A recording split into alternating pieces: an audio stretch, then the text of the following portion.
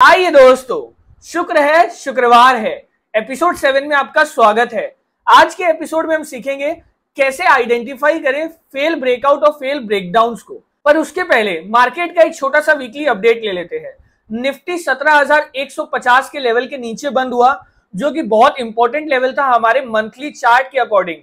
तो monthly closing भी बहुत इंपॉर्टेंट है। तो मार्च एंडिंग में 31 मार्च को निफ्टी कहां क्लोज होता है उसके ऊपर नजर जरूर बननी चाहिए।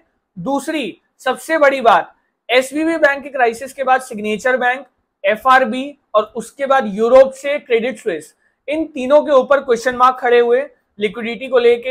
हालांकि क्रेडिट स्विस तो बहुत हद तक सॉल्व हो गया, $54 बिलियन की एक लिक्विडिटी प्रोवाइड की गई बैंक को। बट इन सबको देखते हुए भी अमेरिकन मार्केट्स बहुत ही वोलेटाइल रहे हैं पूरे हफ्ते। लेकिन नैस्डैक में हमने बहुत ही बड़ी और सिग्निफिकेंट रैली देखी है 5 दिनों में। आज फ्राइडे को जब हम वीडियो रिकॉर्ड कर रहे हैं तो अमेरिकन मार्केट्स 1% डाउन है, लेकिन फिर भी नैस्डैक इस वीक आराम से 5 से 6% की तेजी दिखा चुका है। इतनी बड़ी वोलेटिलिटी के बीच में भी नैस्डैक रैली ले रहा है, तो ये सिग्निफाई कर क्या रहा है वो तो आने वाले दिनों में पता चलेगा। लेकिन अमेरिकन मार्केट बहुत वोलेटाइल है। विक्स एक टाइम पे 28 से 30 के लेवल्स पर भी चला गया था, फिलहाल 22 से 24 पे ट्रेड कर रहा है। अमेरिकन मार्केट्स का विक्स, मतलब S&P विक्स का मैं बात कर रहा हूं। इंडियन विक्स तो हमारा 16-17 के आसपास तक अपसाइड दिखाया, लेकिन वापस वही वो 15 के नीचे आज जाके क्लोजिंग आई है उसमें। तो वापस एक देखा जाए तो निफ्टी एक बैंड में घुसने का कोशिश कर रहा है, जो कि अब 16,800 से 17,300 का हो सकता है।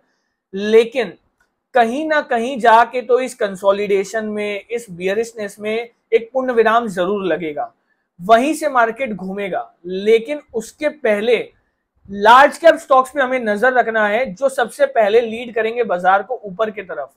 निफ्टी अगर वापस 16,800 के नीचे ट्रेड करना स्टार्ट करता है तो सेल ऑफ थोड़ा और बढ़ सकता है। इन सभी के पीछे अमेरिकन मार्केट्स का बहुत बड़ा रोल रहने वाला है आने वाले दिनों में, क्योंकि जिस हिसाब से नैस्डैक रैली दिखा रहा है, कुछ तो ऐसी बात है, कुछ ऐसा पॉजिटिव फैक्टर है जो नैस्डैक प्राइसिंग कर रहा है आगे को लेके। रेट हाइक जो है उसकी संभावना बहुत कम हो गई है। Most probably last rate hike होगा 22 मार्च को। तो अब मार्केट का जो बड़ा ट्रेंड खुलेगा वो 22 मार्च के बाद ही खुलेगा। तब तक के लिए 22 मार्च की रात तक के लिए वोलेटिलिटी बढ़ने वाली है। मार्केट में कोई एक डायरेक्शनल ट्रेड तो नहीं रहने वाला है मंडे और ट्यूसडे, लेकिन हाँ 22 मार्च को फेड क्या करता है और क्या करने से ज्यादा इंपॉर्टेंट है हमारे जेरोम पावेल साहब, वो क्या बोलते हैं आगे को लेके, कि आगे रेट हाइक रुकेगा, रेट कट्स होंगे, उसको लेके बाजार का बहुत, मतलब बाजार बहुत क्लोजली देखेगा इस चीज को। अगर कहीं भी ऐसा लगा कि पावेल साहब बहुत डविश कमेंट्री दे रहे हैं, बहुत मतलब रेट हाइक्स की बात कर रहे हैं, तो बाजार इसको पॉजिटिवली लेगा और यहां से मार्केट एक रैली दिखाएगा। चलिए, ये था छोटा सा वीकली अपडेट, जिसमें आने वाले 2 दिन मंडे और ट्यूसडे बहुत इंपॉर्टेंट रहेंगे। अब हम अपना चलते हैं, सीखते हैं कैसे फेक ब्रेकआउट और फेक ब्रेकडाउन्स को आइडेंटिफाई किया जा सके। तो मैंने DLF का चार्ट लिया है फेक ब्रेकडाउन को आइडेंटिफाई करने के लिए। आप देख सकते हो DLF short term bearish trend में था। एक double top kind of structure भी हम देख सकते हैं, और इस डबल टॉप का मिड पॉइंट भी है हमारे पास। तो हम मान सकते हैं कि जब भी ये मिड पॉइंट टूटेगा तो टेक्निकली स्टॉक बियरिश हो जाएगा। अब आप ये देखिए कि एक अटेम्प्ट, ये जो सपोर्ट है 340 बोल सकते हैं हम, 343 का यहाँ पे लो है, 344 का। नेक्स्ट टाइम वापस DLF अटेम्प्ट करता है यहाँ पे फरवरी में, वही सेम बजट वाले दिन 341 को। फिर DLF यहाँ पे अटेम्प्ट करता है 23 फरवरी को 341 को, एंड अगेन वापस मार्च में DLF सेम वापस अटेम्प्ट करता है 13 मार्च को 341 को। अब देखिए यहां पे क्या हुआ, 14 मार्च DLF ने इस रेंज को तोड़ने की कोशिश की, DLF गया 336 रुपए 50 पैसे तक। तो टेक्निकली आप देखा जाएगा तो आप बोलोगे कि हाँ ये ब्रेकडाउन हो रहा है। सपोज आप और हम लाइव मार्केट में बैठे हैं, DLF 340 को ब्रेक कर रहा है, तो हमारे चार्ट्स में टेक्निकली सिग्नल यही आएगा कि ब्रेकडाउन हो रहा है। लेकिन ये ब्रेकडाउन फेक भी हो सकता है, तो इसे आइडेंटिफाई कैसे करें। हम आर्ली चार्ट खोल लेते हैं। हम देखते हैं जब वो ब्रेकडाउन दे रहा था तो क्या कोई स्पेशल वॉल्यूम था चार्ट में? आप ये देखिए, कोई ऐसा खास वॉल्यूम नहीं है इस ब्रेकडाउन वाले कैंडल में। ये जो कैंडल है हमारे पास, ये है आपका ब्रेकडाउन कैंडल। इस ब्रेकडाउन कैंडल में आप ये देखिए कोई एक्स्ट्रा वॉल्यूम ज्यादा नहीं है, वही अबव एवरेज, एकदम माइनर अबव एवरेज वॉल्यूम है, वो भी 9:15 की कैंडल है। तो हम जब भी ट्रेडिंग करते हैं तो आप एक चीज समझ लीजिए कि सुबह 9:15 वाली जो कैंडल है वो मोस्ट प्रोबेबली बहुत ही हाई वॉल्यूम कैंडल रहेगी। 1 आवर की बात करें या 15 मिनट्स की भी बात करोगे, आप देखोगे उसमें वॉल्यूम ज्यादा है, क्योंकि उससे मार्केट ओपन हुआ है। तो मोस्टली ट्रेडर्स क्या करते हैं, अपना ट्रेड इनिशिएट करते हैं, उस चक्कर में वॉल्यूम पार्टिसिपेशन बहुत ज्यादा होता है। फिर भी आप देखोगे कोई खास एक्स्ट्रा वॉल्यूम नहीं है इस ब्रेकडाउन में। तो इसका मतलब क्या, ब्रेकडाउन हो रहा है डीएलएफ में, लेकिन मेजॉरिटी ऑफ द पार्टिसिपेंट्स बेचने नहीं आ रहे हैं।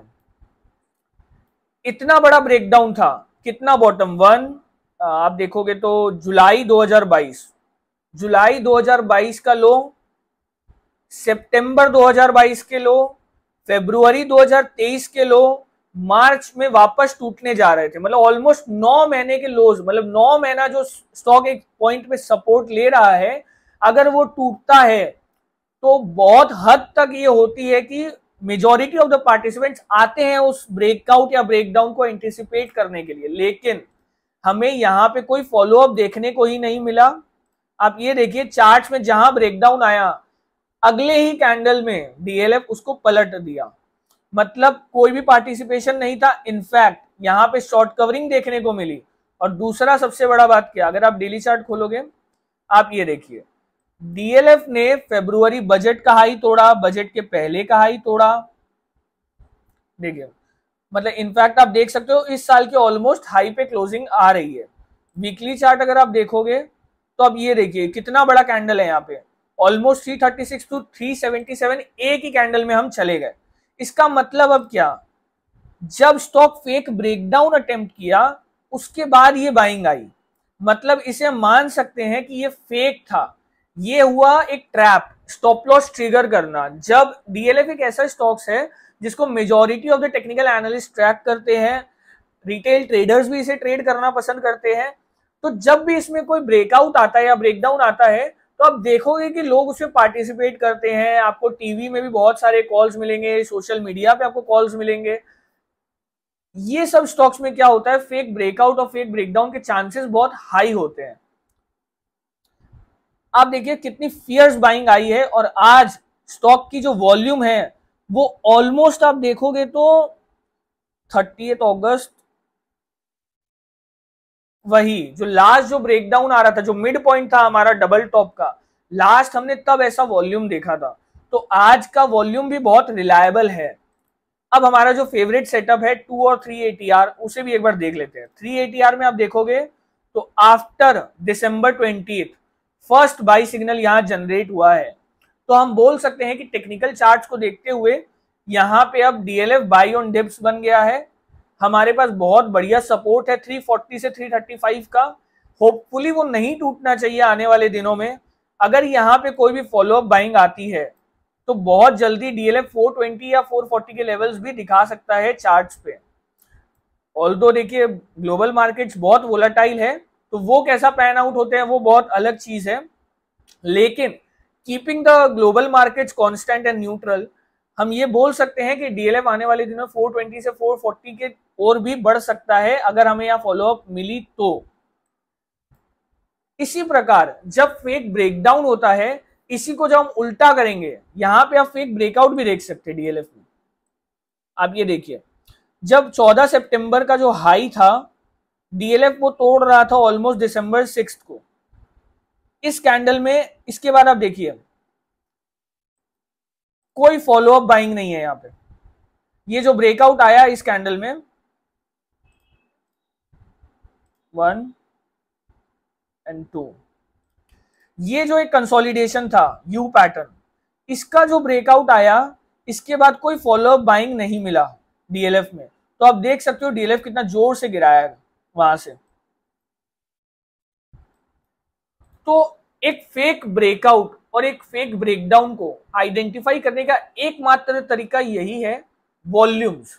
अगर कोई भी ब्रेकआउट में अबव एवरेज वॉल्यूम नहीं आता है तो वो ब्रेकआउट या ब्रेकडाउन फेल होने का चांसेस बहुत हाई रहता है।